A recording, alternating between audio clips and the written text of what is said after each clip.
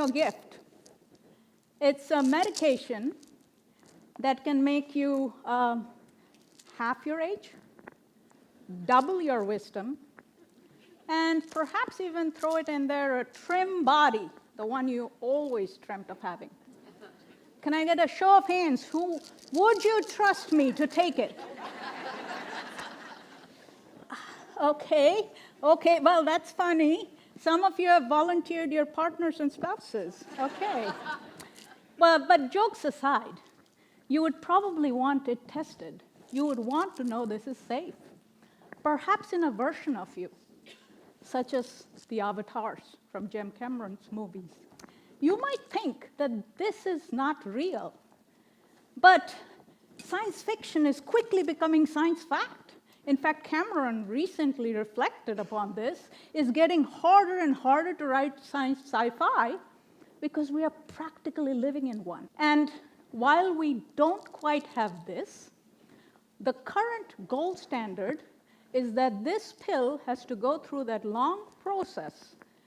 The clinical trials, phase 1, phase 2, phase 3, takes too long, costs too much, and fails too often. In fact, precisely 90% of the time, it would fail. And each time it fails, the society bears a tab of $2.5 billion. And this is all despite mind-boggling amount of computational speed, accuracy, and all of that. Technological revolution. So where are we getting this wrong? Turns out, things that work perfectly well at the bench just don't make it to the clinic. There's a huge translational gap. And that's because we don't seem to preserve the 2 R's that are necessary: relevance, reproducibility. And we sort of know why, because we keep doing experiments in mice. And mice are quite different from us. Evolutionarily, 90 million years apart, part of our genetics match, and we have vastly different immune system, the central driver of almost all chronic diseases. Now, if drug discovery were a report card, it would get that solid fail each and every time. We have cured mice of every ailment known to man, except we forgot the humans. This is the backdrop in which a stunning admission by a former director of NIH said out loud what we all sort of knew. We have moved away from studying human disease in humans. And this is where enters Professor Hans Clevers, the father of organoids. He and his colleagues figured out how to grow miniature organs out of stem cells. To dive in a little bit deeper, stem cells could be of 2 kinds, broadly. One is pluripotent stem cells, the ones in pink you see there. And they could be derived from, your skin cells, your blood cells. And they then would have the ability to become any organ, practically. You just need to reprogram them. The other kind, which is the adult stem cells, the ones in blue, those are already committed to be a certain organ. You can isolate them from any organ, and they can grow into that organ in a dish. Regardless of how they were derived, they both harness the potential of stem cells to regenerate, the vital feature that allows our organs to constantly repair and renew. And that is what fuels a lot of this organoid era of work, asking fundamental questions in these very relevant model systems. Now, this is what the entire community really needed, desperately had hoped for having. Because organoids are organs just like inside our body in 3 dimensions. And they give us something more physiologic, such as look at the colon crypt. These are your gut growing into little finger-like projections in 3 dimensions. Or how about a beating heart. That's a cardiac organoid. Or even better, a brain organoid having primitive eyes that they respond to light. Now, if this isn't science fiction, I don't know what is. So this was a huge upgrade in all form for looking at life in its dynamic form, much like the avatars. It gave us a model system to study how would our body, our organs respond to injury, insults, toxins, radiation, infection, and then perhaps even repair itself. And this is a huge upgrade because of that, because it took away a lot of those flaws that we were fighting in mice. That led us to think maybe we could create biobanks of humans represented inside a lab, in a dish perhaps, and then do clinical trials on them. And this is not far-fetched, really, because the first case, or one of the first cases, is this lady who has this very, very rare disease called cystic fibrosis, whose guts grown in a lab allowed for the testing of a combination therapy that made that organoid immediately change back to almost looking healthy. And then she took that drug and felt infinitesimally better. This fueled hope. We finally had a way to get drugs faster to the patients. And hope created breakthroughs. Organs went on a chip. Hope fueled innovation across the world to make this possible, perhaps even connect the organs to each other. Hope fueled new vision and optimism for the future of medicine. Hope also drove changes in legislation as the FDA cleared the path that it no longer might want animal testing to get a drug to the patient. But like with most breakthroughs, hopes and promises come with a set of challenges. And this was no different. Organoids, just like each one of you in this room, they're unique. We call that the fingerprint effect, which means a drug tested on you with your genetic background, your lifestyle, may or may not hold true on anybody on that side of the room.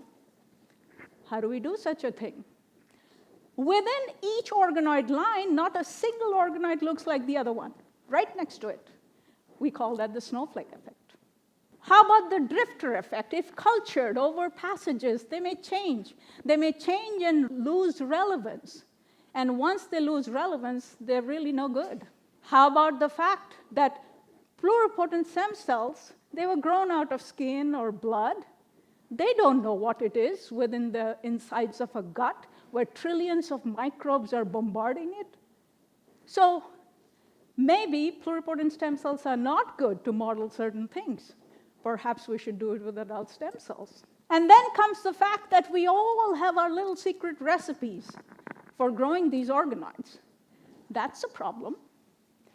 How about the fact that intellectual property rights, as well as ethical aspects, completely prevent many of these to be shared between labs, causing a serious concern about reproducibility? And then finally, we know these are incomplete. None of you here would think that's a liver. No, it's not. Doesn't look like one, except that's a liver organoid. So instead of using them for what they are very powerful for, scientists around the world started to mix and match and make more complexities come in, such as doing 3D printing. Make it look like a tissue, a superficial way of making things look like it is within us. As if we forgot the lessons learned from the fact that flapping of wings did not make us fly. It was foundational principles in physics that let us build the first airplane. So just because we can, should we be doing it? Finally, growing organoids is expensive. Not everybody can do it. It's also sophisticated. So what that does is it's a great incentive to cut corners. do fewer experiments, test a few organoids, and then claim something that will fall through. And it will fall through because perhaps the sample sizes were small. So I know what you're thinking right now. I just spoke the inconvenient truth. But everybody is thinking of it. So what do we do now? We at UC San Diego took this as our slingshot moment. We said, in order to move forward, we should pull back, acknowledge the limitations, and instead of just coming up with tinkering ideas of incremental changes, perhaps what's necessary is precision to propel us forward into the future with certainty. And that is exactly what inspired us to create the Humanoid. What is Humanoid? It's an organized research unit. Its tagline, "Meet us at phase 0, was no coincidence, because every bit of effort is driven to make organoids become precise platforms for drug discovery. How do we do that? Well, Humanoid is housed within an Institute for Network Medicine, which is a transdisciplinary ecosystem. And Humanoid is home to the program called Biodesign. Biodesign is engineering biology integrated. All it does is make sure that mathematics guides every step of the way. Why, you ask?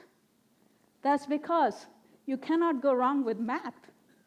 Math will give you the same answer today as it will give you tomorrow, as a year from now.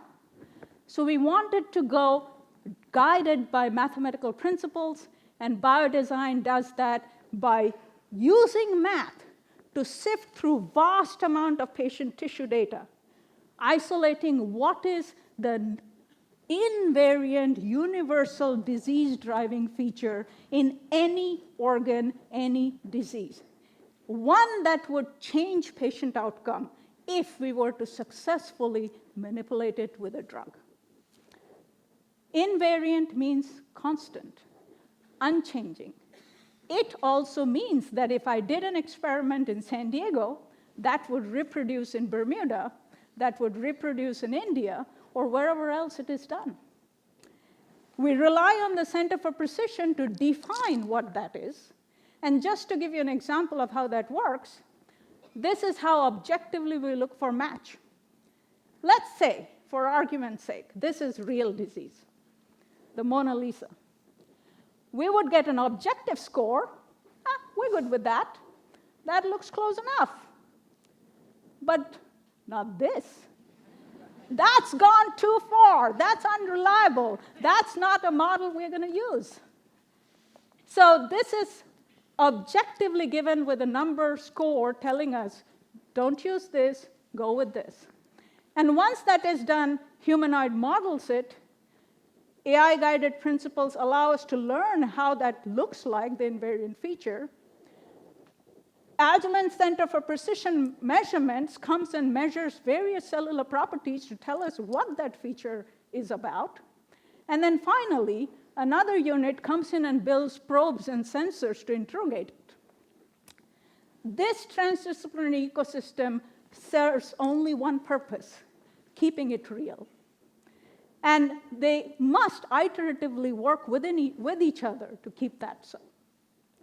With that said, there are a few key features in Humanoid that make it what it is. Of course, accuracy, but our biobank is very diverse, from cradle to the grave. Unique therapeutic areas that are very common diseases but lack precise models. Relevance, which is maintained by making sure that whatever we are modeling is important for patient outcome down the road. And finally, low-cost solutions to make sure everybody can access it. We rarely ever, in fact never, study a disease without its expert in the loop. And that is to make sure that we are modeling the right thing for the right reason, for the right patient, all the way. Having said that, this is how our phase 0 approach looks like. Open the biobank, choose your patients, and then finally, run a clinical trial in a dish. Make sure age, gender, race, ethnicity, disease subtypes, all of those are tested, just so that the drug that goes to the clinic will be actually looking at a diverse population at that time. This is some of the stories that came right in the pandemic. Before pandemic, there was no adult lung that had all the epithelial components. Humanoid made it happen. And then it went on to show why babies, children, never got COVID lung, because that host response to COVID did not happen unless you were an adult. And oh, by the way, you need also the upper airway as well as the lower airway to fully recapitulate COVID. We also showed this is the gut lining. On the left-hand side is a normal gut. You're looking at junctions, barriers, tightly formed, no breaks. But then you can see how leaky gut looks like in colitis. You can see those junctions broken. You can see the holes through which the bacteria and all of those things inside can creep into your body system. And oh, by the way, you can treat it. This is treatment before and after. And you can see that the broken junctions are repaired on the right-hand side. Not just that, we even could demonstrate that a disease that has no good animal model, such as Crohn's disease, it has two main subtypes. And the treatment for one doesn't work for the other, and vice versa. So each type is distinct, requires different treatment, and that is what humanoid is about. And then finally, sometimes you just have to look at the big picture of how many, many parts work together. Humanoid may very well make the model, but precision picks the targets. And then finally, we can measure and show how a diseased patient in purple comes closer and closer to the desirable blue line, and the gap is closed with each drug dosing. Those arrows tell you each of those drug doses given at those times. We at Humanoid feel incredibly lucky to be a part of this journey. As a physician scientist and as a cell biologist, my heart is filled with hope that we are getting closer and closer to make humanoid models work for faster drug discovery. As the saying goes, the best brands are those that become verbs, and they enter your everyday language. Google it, Xerox it, tweet it, Uber over. It's my hope that humanoid it will mean model it, test it, cure it. And that's my hope. Thank you.